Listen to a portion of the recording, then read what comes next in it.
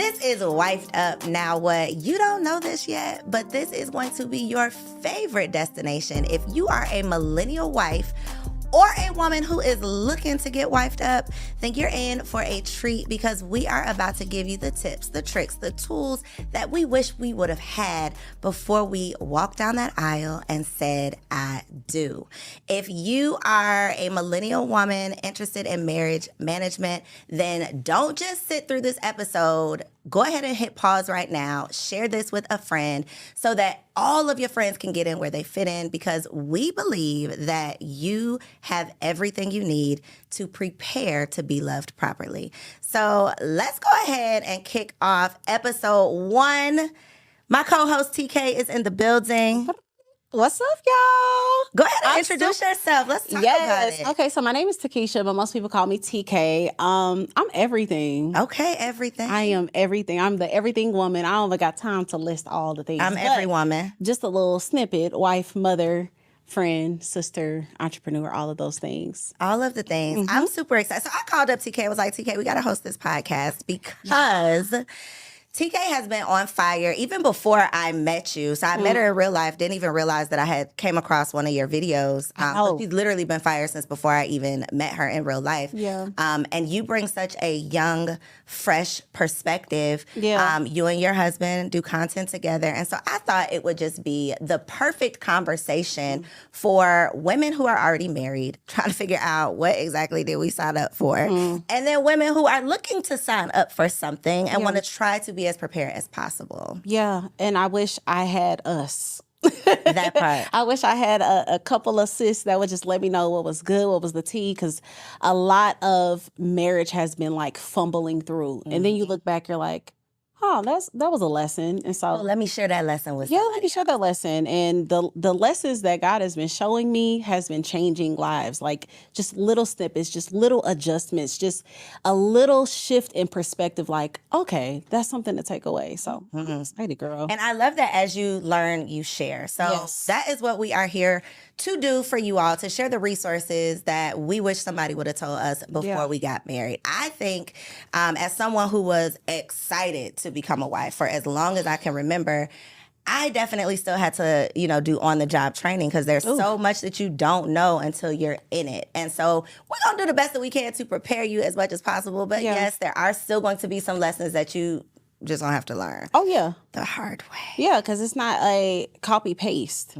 Your husband, my husband, our relationship, y'all relationship is just different. So you take the nuggets that you can, but you have to create your own marriage, literally. Write your own story, but use some of the tools that we give you to at least, I'm at least gonna share like some stuff not to do, okay? You at least gonna learn some things that we didn't learn the hard way. Yes, if you don't learn nothing, you will absolutely know what not to do as a wife from this podcast. That part. So we got some reactions, okay? I thought it would be fun because it's some crazy stuff going on in these social media streets. And I have been blowing up your DMs with all of these clips. Ma'am. And I said, you know what? Let's just bring them to the podcast. Let's do it. So let's look at the first clip. Bible and the Quran say you're a man should have wise counsel. So if I'm around men, if you married and you talking to me about cheating on your wife, I can't go to you because I'm trying to one day have that. You're gonna be showing me how to get away with it. I don't. And what happens is when you feed the flesh, bro, it's never satisfied. You feel me? So I gotta go to men who I know, man. ET has with one woman his whole life, and he been married to her for 30 years. Bro, So the reason I chose this clip specifically to like open up the show is because in my mind, that is the whole premise of this podcast is us being able to be the wise counsel for women who may not have happy wives. Emphasis on happy wives in their lives. And if you're surrounded by people who don't have the results that you see for yourself, then those might not be the best people to get counsel from. Yeah, I have been almost anal about who me and my husband are around. Like, I think that's something that we need to kind of tighten up. A lot of times when you get married, especially if you get married and your friends aren't married, even that type of advice, that type of thinking is something you gotta be cautious about. Like the way these single men are moving and the way these unhappy married men are moving. Baby, you don't need to be around them. You don't need to sit at the table with them. You don't need to have no type of food with them, no type of meal. You think it can rub off? I think that, well, in our case, no. But I think that will probably annoy you with how much we'll be correcting your perspective. Like, I'm the type of person that I'm gonna send you back home to your husband. Like, you need to, whatever the way you thinking, you need to fix that. You need to figure out why you're thinking that way.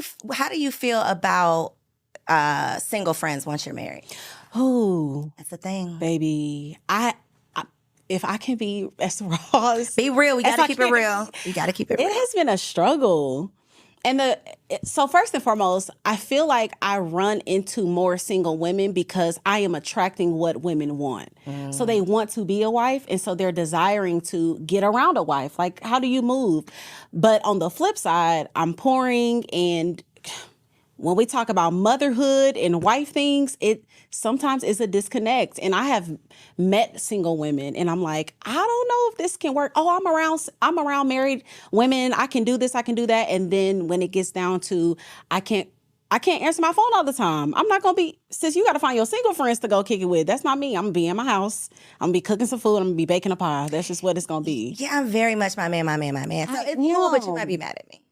You're gonna be annoyed by it. For sure. And I have had a difficulty with figuring out if I was unhealthily detached to or attached to my husband. Like, well, is this healthy that I don't care about having friends? What conclusion did you come to? Because I've been wondering the same thing. Ma'am, You trying to figure it out? It's up in the air. Okay, we haven't. So we don't have no tips on that one. Okay, we just trying to figure that out. If there is a such thing as too much, but yeah, I would think that would be ideal. So I don't think that, and I'm guilty of this, so I'm definitely being a hypocrite by saying this, but I don't think that your husband should be like your everything, right? Ideally, we're working. I'm a work in progress, okay?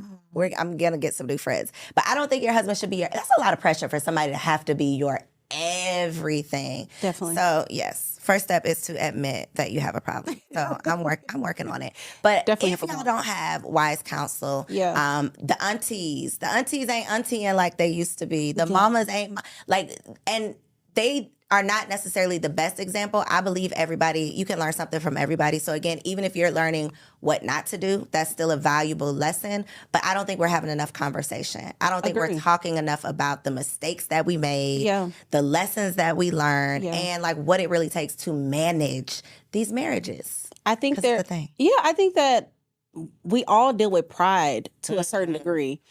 No matter how new or how old, there is a level of protection you want to have with your relationship, with your marriage. So we're not going to just be going out and telling all our issues and seeking for help, but it is I feel like my responsibility to help as much as I can, because again, I wish I had that. So I have to lay down some pride and remember, first and foremost, ain't nobody perfect. I don't care how fly y'all look on Instagram. I don't care how dope your pictures are. Y'all got some issues, and let's talk about it. Yep. Let's talk about those things. Let's share those things, because there's a wife that is alone, that has no idea, that's about to walk away for a dumb reason. Yep. Because a lot of times these divorces, these separations, you like, figure that out. You be like, for that?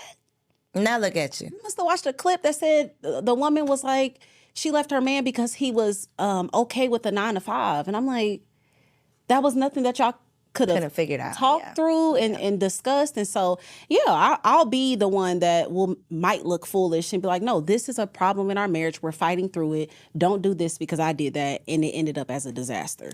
And I think it's important to have these conversations so that when life starts lifing, because it's going to happen, you don't feel like you're the only one that's making this mistake, or your man is the worst man in the whole wide world because everybody else's looks perfect. Because social media, y'all don't get to see when I be mad at my man. It's few and far between, but when it happens, I'm not posting it on Instagram. Definitely not. For sure not posting about it. So you only get to see the celebration, the happiness, the date nights. Yeah. So you assume that your man is the only one over here messing up and everybody else is perfect, and they are not. He's not the only one messing up. They're all messing.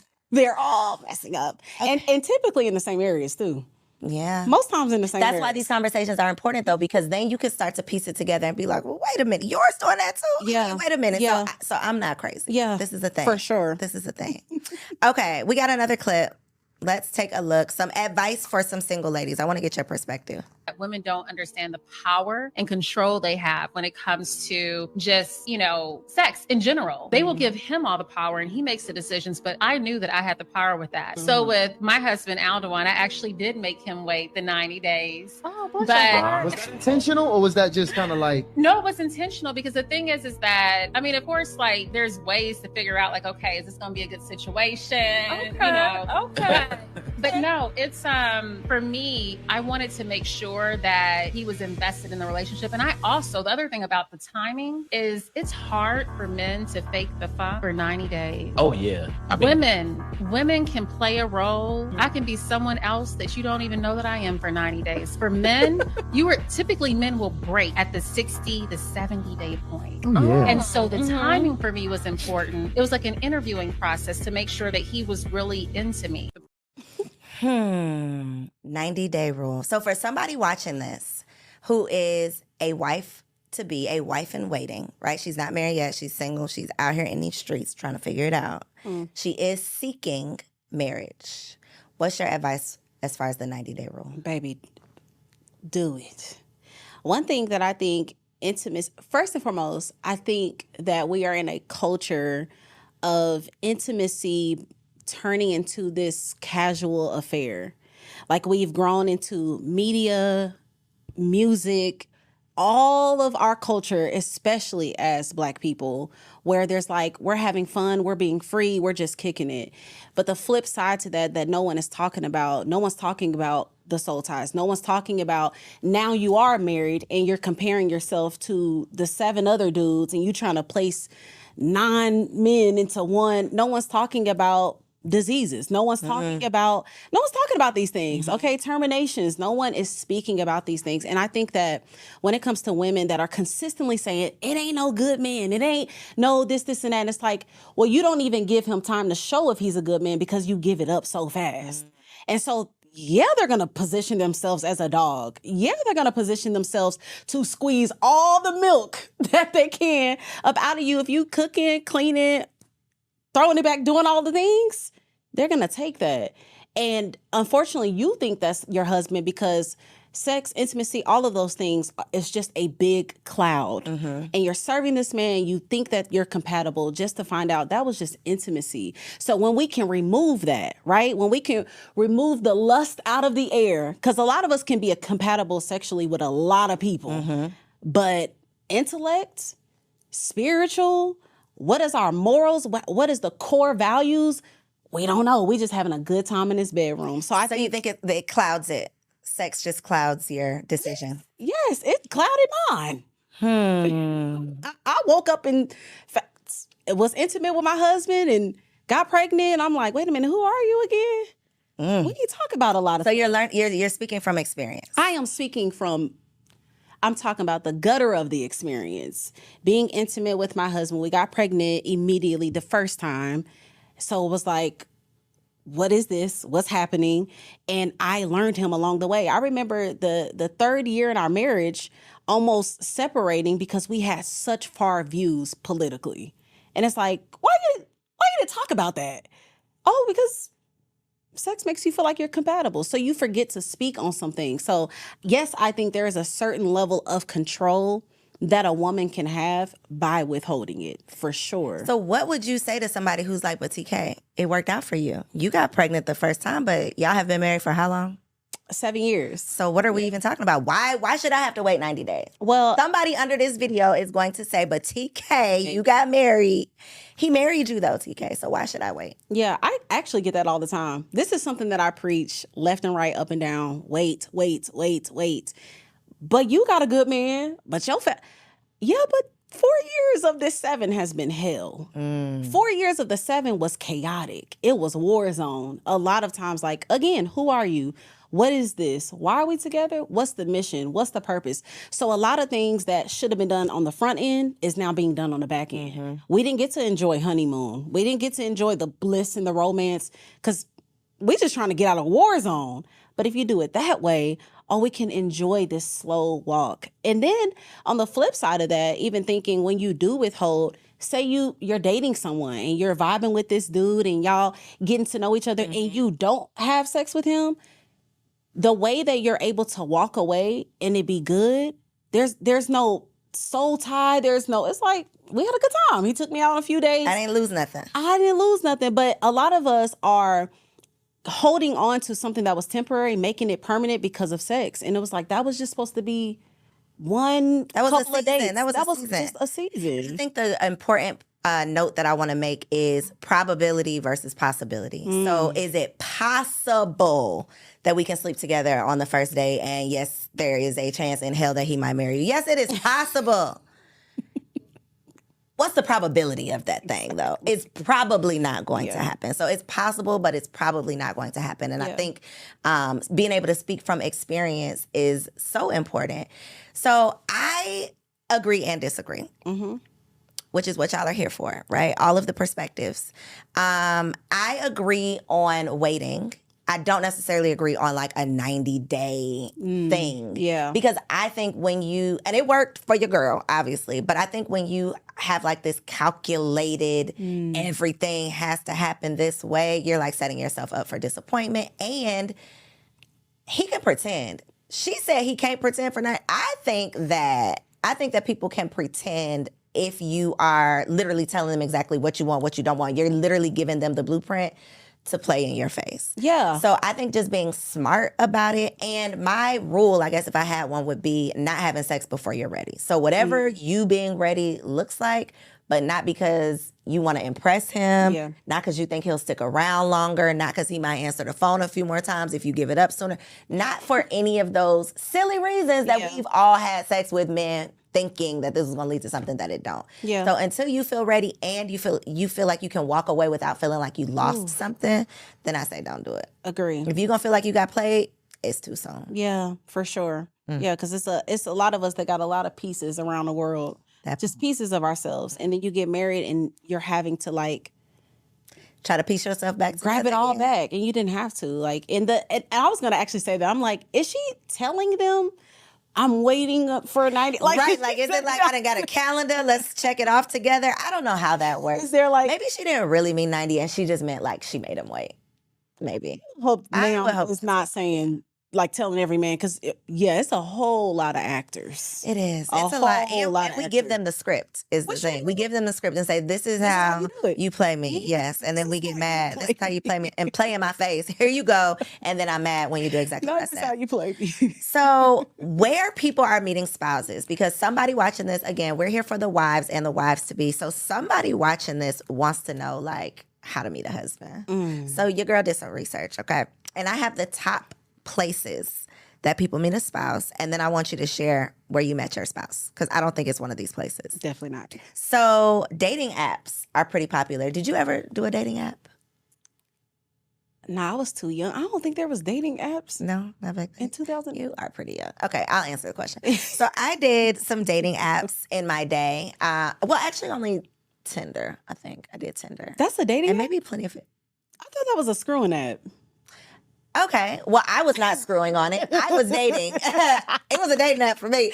Now, I don't know what other people are doing on that. Yeah, I think it turned into that, sis. I was about to say, I was on Tinder back in like 2016, 2017. Oh, yeah. So this was like the beginning. Yeah, that probably actually was dating. Became what it is now. I don't know what it is now. Yeah. So it's a different world out there. But apparently people are still meeting on dating apps. Mutual friends.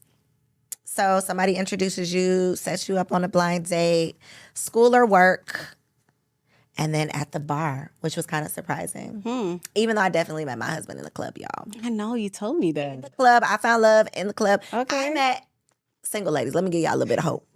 Come here. Your girl met a single, childless doctor who does not have sex with men. In the city of Atlanta.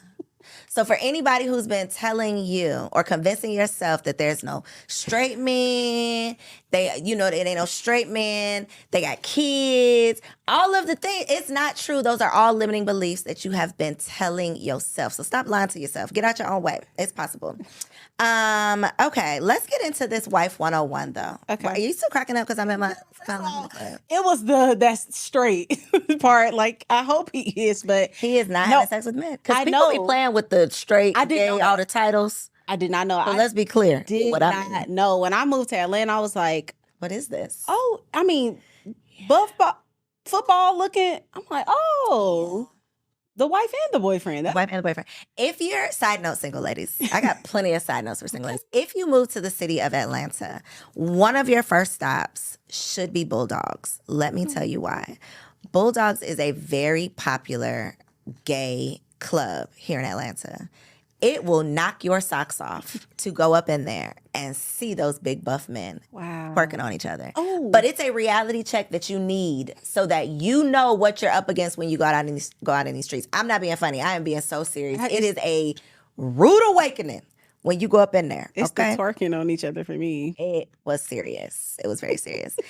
Okay, so let's get into it. I think we both put together like our top tips, things I wish people would have shared with me. Yeah. Probably some reality checks. So we're going to share with y'all. This is going to be more like a pod class. Okay, Right. so get your notebook out, get ready to take some notes, and then go back and actually apply this. Yeah. Okay. So what you got, TK? Oh, me first. Boom. All right. Emotional. Oh my gosh. Okay. We got to talk about emotional stability when it comes to marriage. One thing that I learned very quickly was how childish and not ready I was for the level of maturity that is required in relationships. I think that as women, we're taught to either be virgins, not have a whole lot of bodies, be cute, serve, and submit. But no one is talking about emotional stability, emotional maturity, to be able to have a conversation with your man, and sometimes he be dead wrong, control those emotions, be able to give loving feedback, right? Or whatever type of conversation that you're having, to give grace with it. I don't think we're talking about that enough because there was a lot of disastrous, destructive conversations that I've had with my husband because I was just a kid. Like, I was literally a toddler emotionally, and beginning to see how I was emasculating him for no reason because of my lack of self-control, because of my lack of mental just growth and not trying to be better mentally and emotionally. It just could have been avoided. And so I definitely want to say, if you are desiring to be a wife, if you are desiring to have companionship with your husband, to see him grow, to see him thrive, to see him be all that God has called him to be, there is going to be a high level of an emotional maturity that you're going to need to have, even to be able to go through seasons where it's not about you sometimes. Sometimes it is just serving. Sometimes it is just pumping him up. Sometimes it is just stroking the ego. Sometimes it is just being quiet and listening and learning your position. And that takes I feel like a high level of emotional maturity. And it's not talked about enough. So what changed? Oof. What is one tip or one piece of advice that you can share for someone who's where you used to be? Yeah. Don't mess around and lose a good man because you're a toddler in your emotions. And practical advice that I would give to just growing in your emotional maturity, stability, right? Being grounded emotionally is like, just as much as you fight to be cute, to be a boss chick, to be whatever, fight to be a peacemaker. Fight to be a person that can go in a room and stabilize it. Fight to be the nurturer that you are. You're a nurturer. And that's something that, even though I believe that we're created to be that way, it's still a learned skill. It's still something you have to wake up and be intentional about. So practically going out of your way, reading those books, watching those YouTubes. I remember a moment that I had with my husband, and we were in the house, and I could see in his eyes, I'm like, oh, he's about to leave me. This is a wrap. Like, he's gone. He's tired of me emasculating him. He's tired of my inability to just shut up and like hear his point and not cut him off. And when I saw that look in his eyes, I said, wait a minute. You two, it's a woman that will hop over me to get to you. Let me get this together. And so practically just literally getting up and, okay, why am I this way? Oh, I saw my mama do this. Okay, let me break this generational thing. Let me get my prayer bag. Let me start watching some YouTube, some older women that went through this. How did they navigate being able to grow in their emotions? And so practically like just be aggressive about your emotional maturity. So emasculating, what that look like? Oh, Jesus. Give us an example. Yeah, I feel like emasculating can be a few things. For me in my situation, it was literally ripping parts of his manhood. What's parts of his manhood? The most in my marriage valuable thing to my husband is his leadership. And so I don't know if y'all know anything about personality types or anything like that. I am decisive. I am what some people will call an alpha. I ain't placing that on myself. I'm just a chosen woman of God. But I have a way of where I'm very, and that's how I communicate. And with my husband, he's the complete opposite. And so there's been times that I've communicated with him and it ripped at that leadership.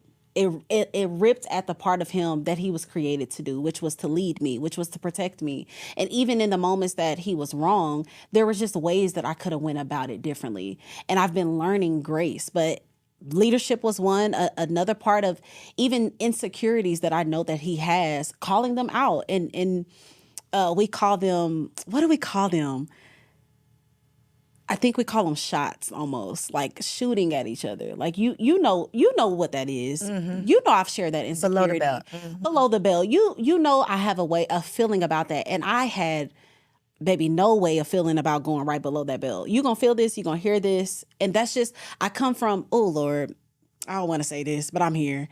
I come from a line of women that emasculate their husbands, and so it was like in me to do that. Even in moments where I didn't want to, I'm doing it because it's my nature. It's what I see. It's who I am. This is who I am, and I can't do nothing about it. But ripping at the parts of his manhood that makes him the man, the leadership, being able to have vision, being able to be precise, being able to protect me, being able to have space to think, to even calculate, to have a strategy. I ripped at those parts, and I began to see him sink as a man. And so instead of having conversations, he just shut down. He's quiet. He's walking around the house with his shoulders slumped because I've destroyed him with my words. And so, yeah, I had to work years, and I mean still to the day, till this day, it's Big Daddy, you are everything. Oh, you so tall and chocolate. I love the way you walk. You stand like a king. I love that haircut, beard shining. Walk through this room, Daddy. Like, it's all of that because he deserves it, but also because I know I am sowing seeds back into the seeds that I've uprooted by emasculating him.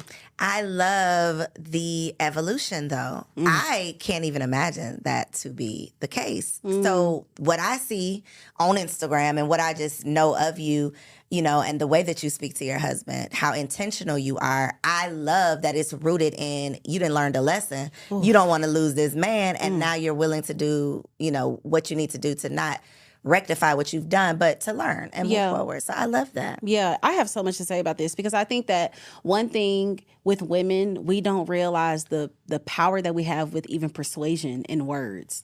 And so most of us use that power to emasculate, to get a trick, get him to pay our bills. But you don't know that even the women that run away from like what we call basic men, with the power of persuasion, the power of words, the power of our femininity, the power of our grace, the power of nurturing, we can build that man up. And so I've literally experienced an emasculated man that was slumped over in his manhood, now to a man who walks with his shoulders upright, operating in his purpose of God just because I spoke life into him. You ever feel yourself sliding backsliding? I don't. So because I was on the edge. Like I went far, I'm talking about almost losing my marriage. So when you get that, it's almost like getting close to death. Like, oh, I know what You're that not going back like. there again. I will never go back. I love that. And so my first point is directly related to yours, and that is figuring out the issues for a single woman and even a married woman, figuring out the issues that you feel embarrassed about. And this is for you to do with you, okay? Ain't nobody over there with you. This is you and your notebook, you and the Lord, okay?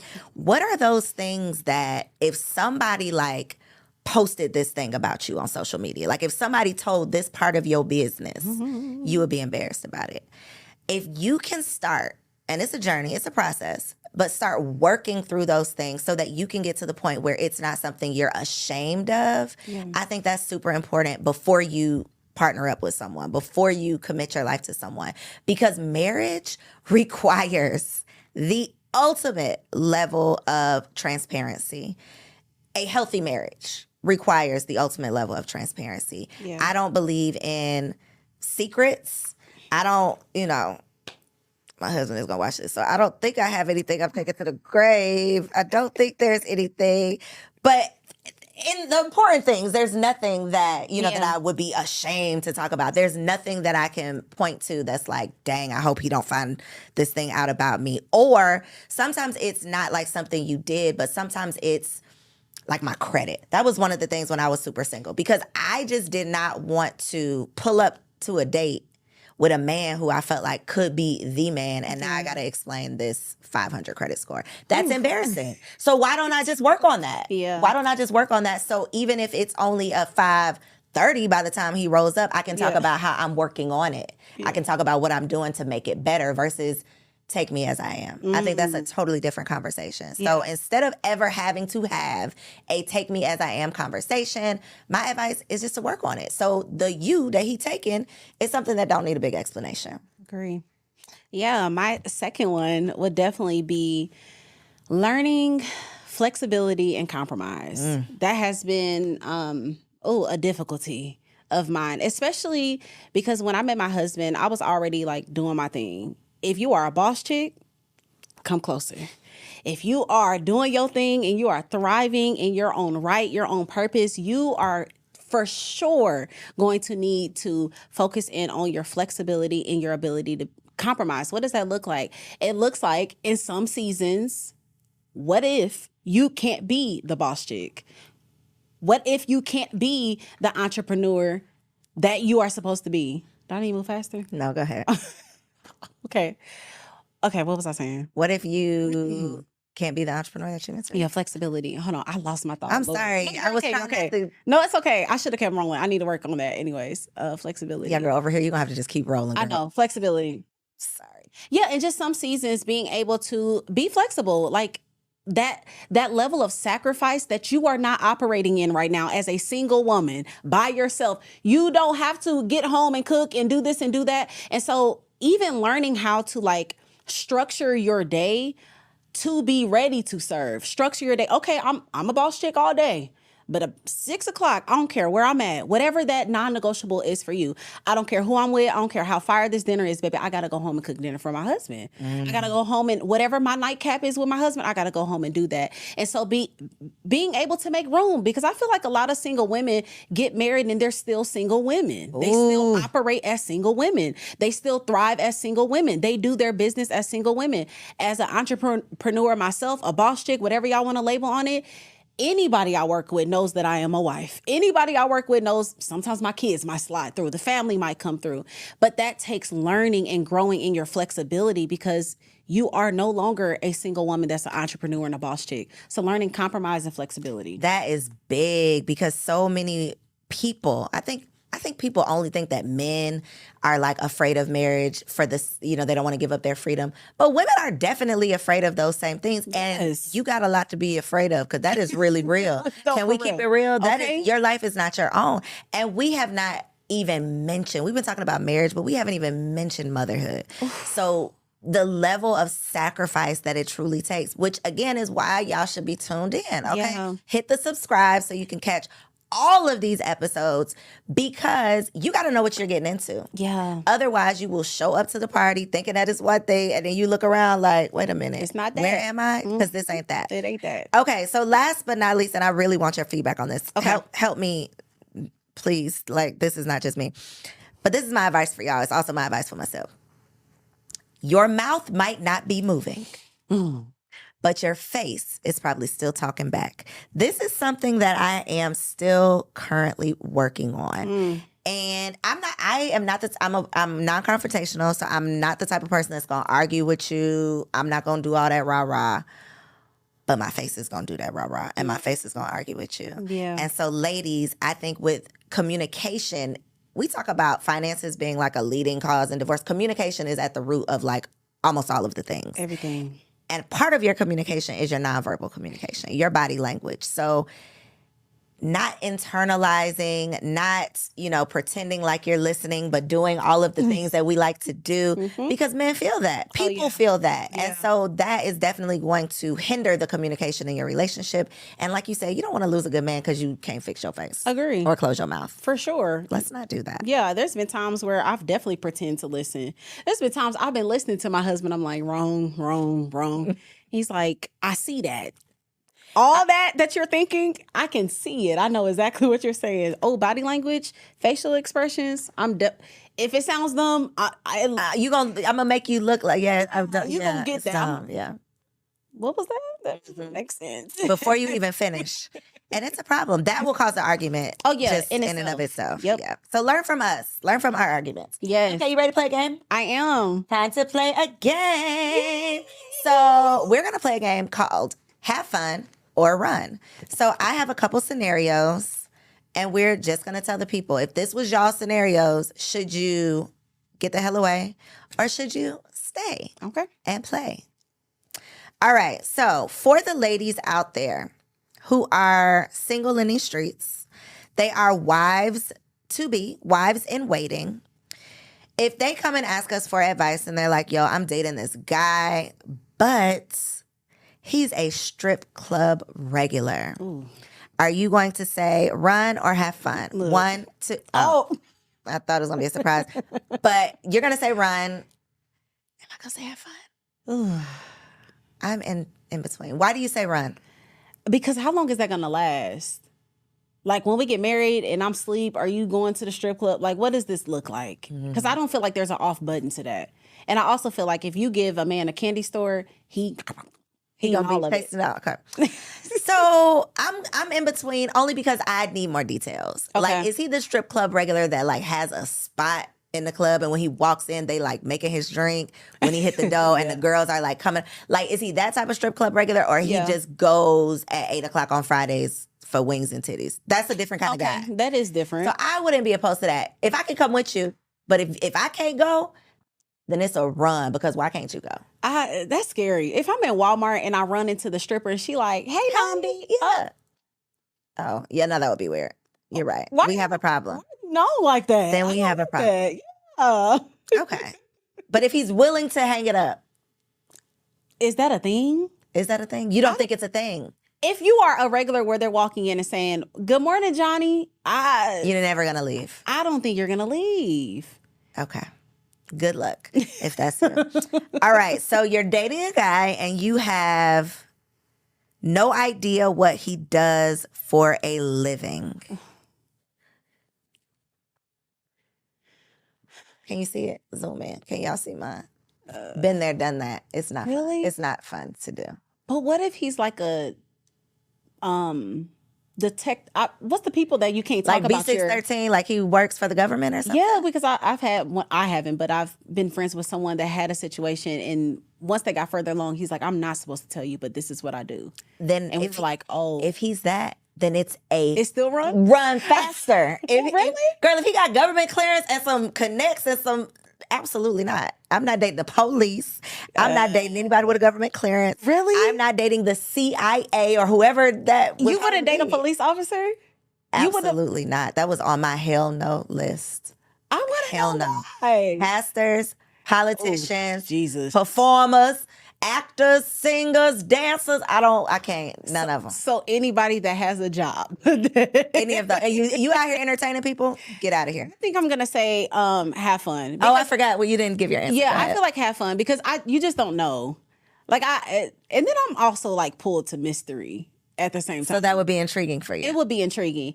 But the sad part is like you might be like kingpin. You know, you might be something real crazy. And see, ladies, you got to ask questions. Yeah. My question would be, did you ask him and he didn't tell you?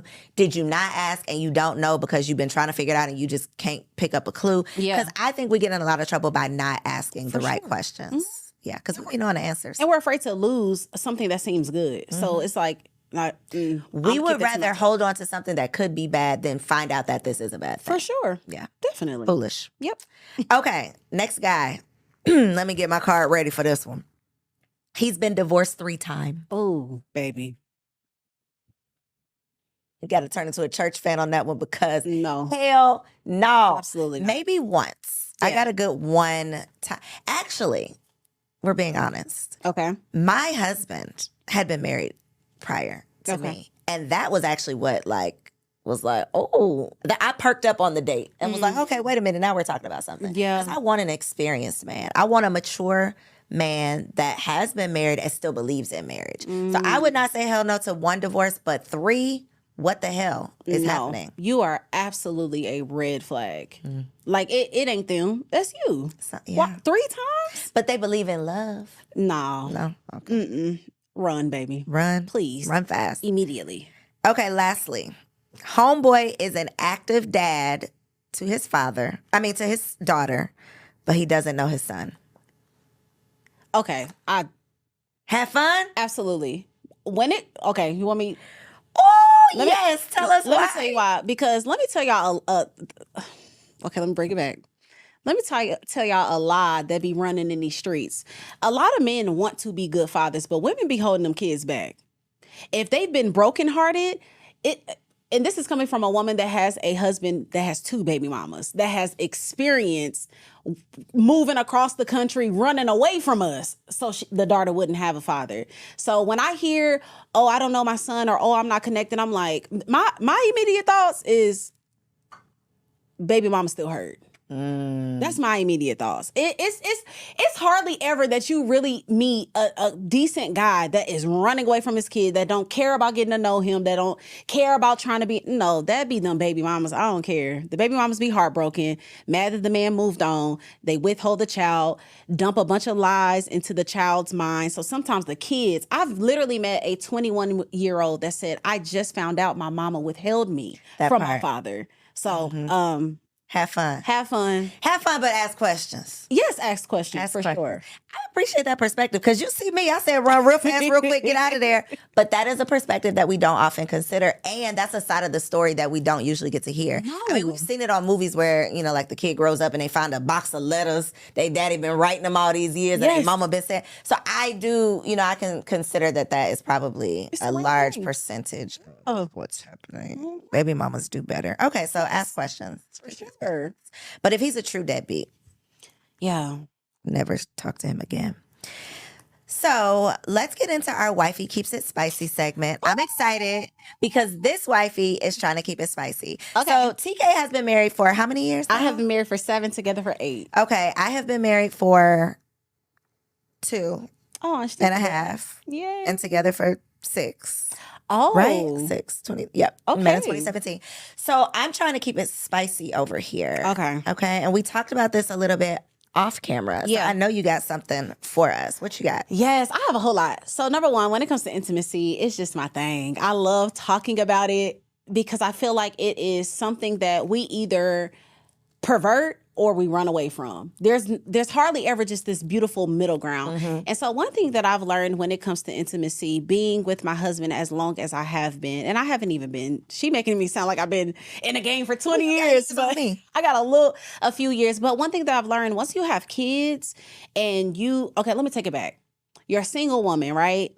And you're desiring to be married. You're about to get married.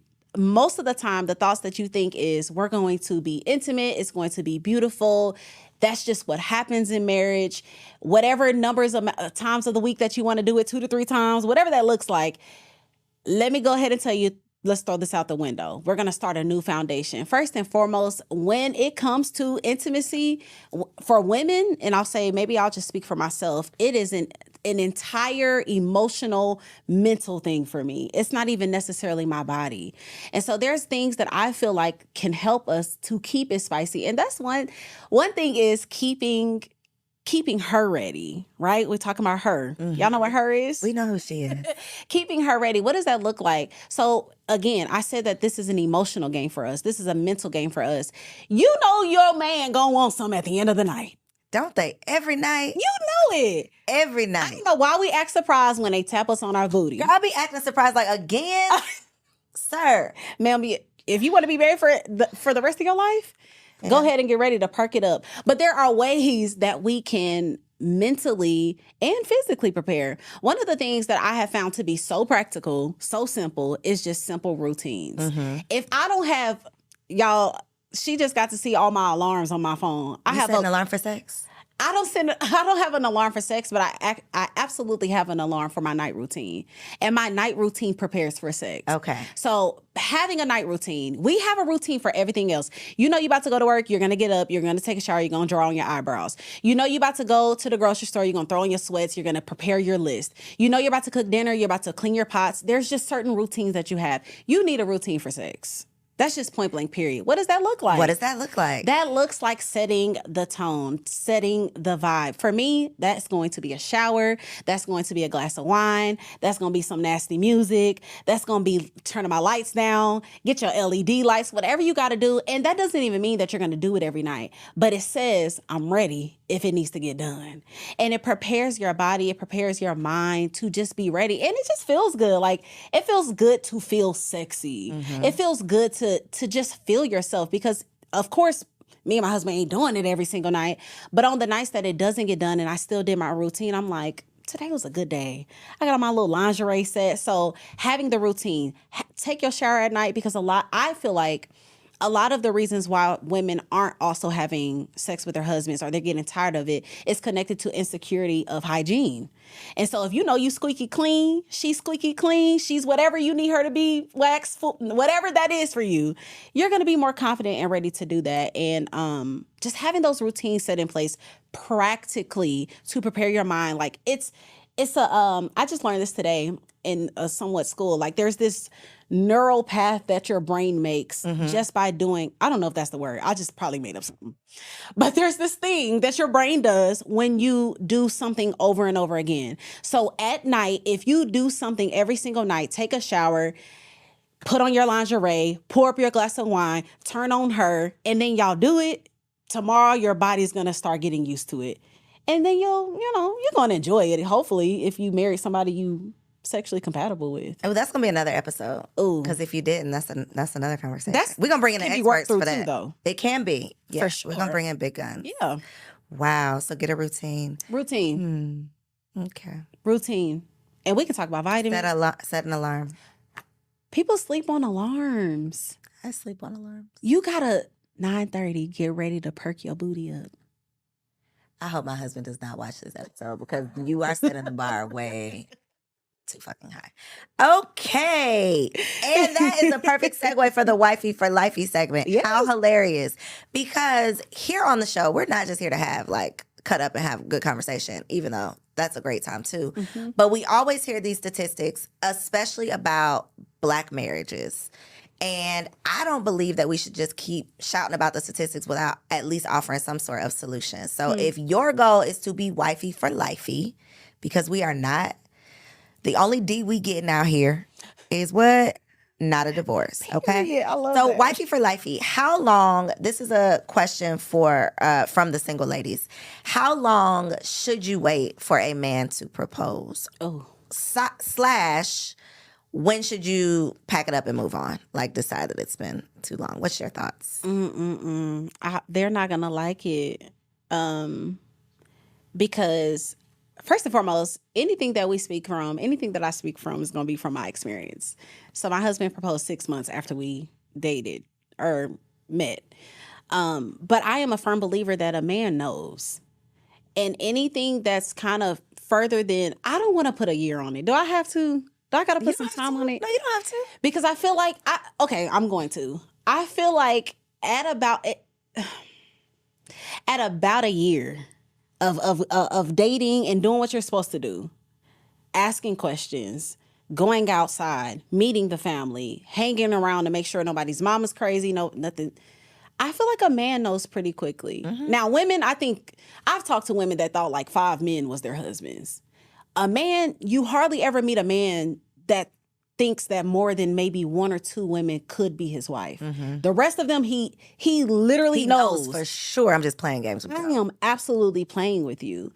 And so I don't know if you don't want to be played with. I mean, if your goal is to have a man take you serious, if your goal is courtship, if your goal is to get to marriage, I'm not saying more than a year. Okay, let me say this. More than a year to at least be seriously talking about marriage.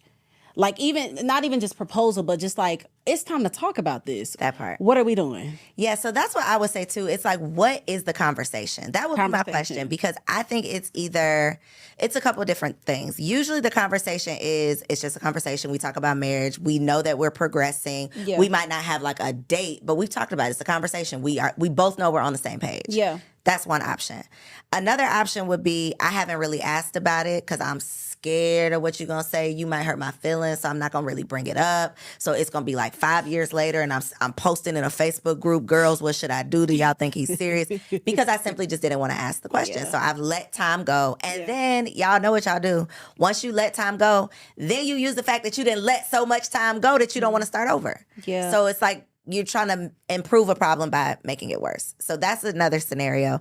And then the third scenario, I think it's he has a bad reaction to you bringing it up. So you bring it up and then he changes the subject. Or you bring it up and then he makes a joke. Or you bring it up and he deflects. That to me is the biggest, that's the biggest. That's not even a red flag. That's a black flag. It is dead. Yeah. If you bring up marriage and this man laughs at you, pack it up, hang it up, it's over with. And then lastly, I said that was the last one, but I do think another option would be someone who desires marriage. So your man desires marriage, but he has communicated to you that this is not the right time, or he's told you what the right time is. Yeah. So maybe he has different beliefs. Maybe he's planning for something that he believes needs to be checked off the list before he proposes. Yeah. Because men have a set of responsibilities or expectations for themselves that women don't have. We don't have to buy a $10,000 diamond. Like, we don't have to do that. So maybe he needs a little time to figure that out. So I think it's just about the communication. It's like, what is the response? What are we doing here? What are we talking about? Yeah. But you be knowing. Yeah. Is the bottom line. I think you made a great point, which is probably the biggest point of all, is that we don't even ask. Like, there's not even a conversation about marriage. I have met so many women. So y'all, I'm in the marriage ministry, marriage game. So I have talked to hundreds of women that have literally been with their boyfriends for 8+ years who have never talked about marriage. Hoping for the best. And just literally leaning on a prayer. Like, never had the conversation, never talked about it, not even knowing that some men might actually do it. But if you don't, that's one thing that my husband said. He was like, because prior to me, the woman that my husband was with before me, they were together for 8 years.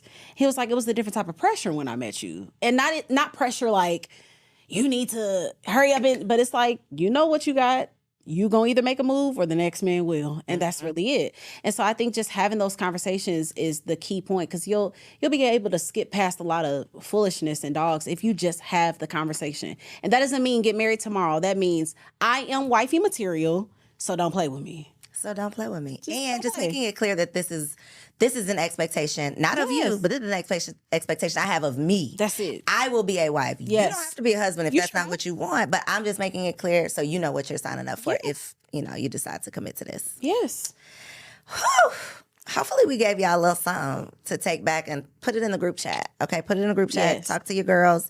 Send this video to a friend. Start the conversation. That's really what I just want to do, is start the conversation in a very non-combative, non-Kevin Samuels type of way. Oh. May he rest in peace. You know what's so bad? Because I actually like him. Me too. Oh, okay. I think the wives like Kevin Samuels. We'll talk about that on another episode. Because it's them little fast tail single ladies out there doing all the stuff that he telling y'all to stop doing and don't like them. But don't cancel us yet. It's just episode 1. So come back next week for Wifed Up Now What. I'm Coriel.